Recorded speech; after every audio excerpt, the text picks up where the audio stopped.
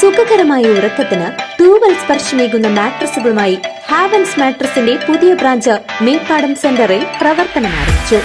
ചിറങ്കോണം കുര്യൻസ് ആർക്കേഡിൽ പ്രവർത്തിക്കുന്ന ഹാവൻസ് മാട്രസിന്റെ പുതിയ ബ്രാഞ്ചാണ് ജനങ്ങളുടെ സ്വീകാര്യത കൊണ്ട് വീണ്ടും ചേലക്കരയുടെ ഹൃദയഭാഗത്ത് ആരംഭിച്ചിരിക്കും. കുറഞ്ഞ വിലയിൽ കസ്റ്റമൈസ്ഡ് മാട്രസുകൾ ഏവർക്കും സ്വന്തമാക്കാം.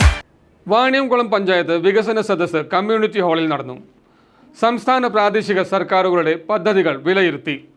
വാണിയംകുളം ഗ്രാമപഞ്ചായത്തിൽ കഴിഞ്ഞ 5 വർഷക്കാലയളവിൽ സംസ്ഥാന സർക്കാരും പ്രാദേശിക സർക്കാരുകളും നടപ്പിലാക്കിയ വിവിധ പദ്ധതികളെക്കുറിച്ച് വിശദീകരിക്കുന്നതിനും പൊതുജനങ്ങളിൽ നിന്നും അഭിപ്രായങ്ങൾ തേടുന്നതിനുമായി വികസന സദസ്സ് സംഘടിപ്പിച്ചു.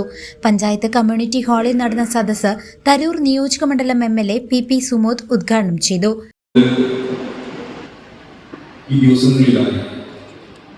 എല്ലാ ഗ്രാമപഞ്ചായത്തുകളിലും വികസന സദസ്സുകൾ സംഘടിപ്പിക്കാൻ വേണ്ടി തീരുമാനിച്ചു. ആ തീരുമാനത്തിന്റെ ഭാഗമായി ഇവിടെ ഇപ്പോൾ ഇത്തരം ഒരു വികസന സദസ്സ്.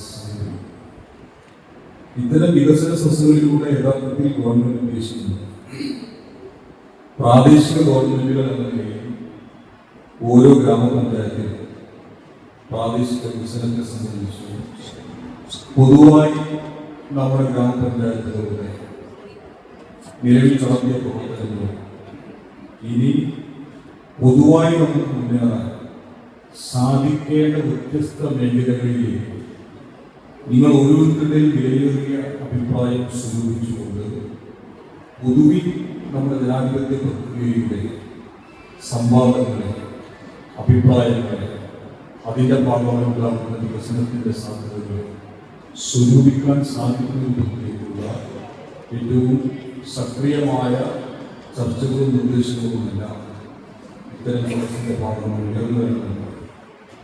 ഇപ്പോൾ നിങ്ങളുടെ ശ്രദ്ധയിൽപ്പെട്ടിട്ടുണ്ടെന്നറിയില്ല, കേരളത്തിലുടനീളം ഒട്ടേറെ സെമിനാറുകൾ നടന്നുകയാണ്.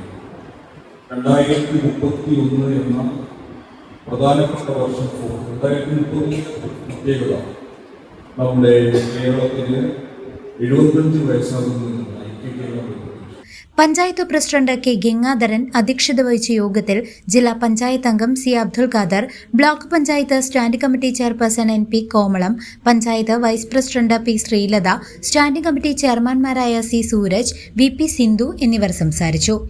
ഗ്രാമപഞ്ചായത്ത് അംഗങ്ങൾക്കൊപ്പം സാമൂഹിക സാംസ്കാരിക മേഖലകളിലെ ക്ഷണിക്കപ്പെട്ടവരും പൊതുജനങ്ങളും സദസ്സിൽ സജീവമായി പങ്കെടുത്തു.